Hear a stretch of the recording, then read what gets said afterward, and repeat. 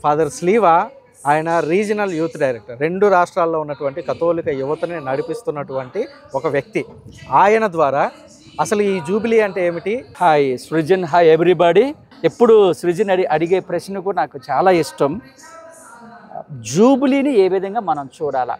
ఇప్పుడు నాకు జూబిలీ అనగానే ముందుగా వచ్చేది సినడాలిటీ అని మనం అర్థం చేసుకుంటే అందరం కలిసిమెలిసి ఎమ్మౌస్ ఎక్స్పీరియన్స్ అంటారు. ప్రభు యవ్వనస్తులతో, ప్రభు శిష్యులతో ఎలా నడుస్తున్నారన్నదే జూబిలీ యొక్క మెయిన్ కాన్సెప్ట్.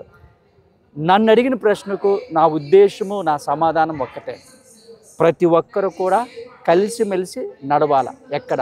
ఆధ్యాత్మికంగా, మనం చేస్తున్న సేవలోను, ప్రతి విషయంలోనూ అందరూ బిషప్పులు, గురువులు, ప్రజలు, యవ్వనస్తులు అందరం కలిసి ఎప్పుడైతే ఒక మంచి గమ్యం వైపు ప్రయాణం చేస్తుంటామో అది సక్సెస్ఫుల్గా సినడాలిటీగా పరిగణింపబడుతుంది. సినడాలిటీ అని అంటే కలిసి నడవడము, ఆధ్యాత్మికంగా కలిసి నడుస్తున్నాము. మరి గురువులుగా మీరు మాతో పాటు కలిసి నడుస్తారా, లేదంటే మేము పైనే ఉంటాము మీరు మాత్రం నడవాలి అని అంటారా? సృజన్ ఏది అడిగినా కానీ కొంచెం ఇబ్బంది పట్టే విధంగా అడుగుతుంటాడు. అయినా సరే దానికి సమాధానం చెప్పడానికే నేనున్నాను. నా సమాధానము మాటల్లో కాకుండా ఒక్కసారి మీరు కెమెరా నడిదిప్పితే చాలా చక్కగా అర్థమవుతుంది. అదేంటంటే చూడండి, అక్కడే ఇప్పటివరకు మేము కూర్చున్నాం, ఫాదర్స్ కూర్చున్నాం, యవ్వనస్తులు ఉన్నారు. అది యూత్ కమిషన్ స్టాల్.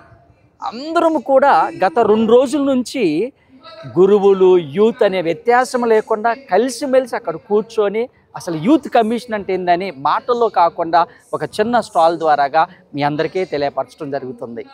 సో నేను కూడా చూశాను, దానికి నేనే సాక్ష్యం.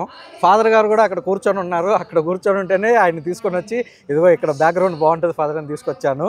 సో అదనమాట కదా. సో ఫాదర్ మాకు ఈ అవకాశాన్ని ఇచ్చినందుకు, వివరించినందుకు, క్లిష్టమైన ప్రశ్న అయినప్పటికీ మేము కలిసే ఉన్నాము, కలిసి నడుస్తున్నామని తెలియజేసినందుకు మీకు కృతజ్ఞతలు. Thank you. 1 and all.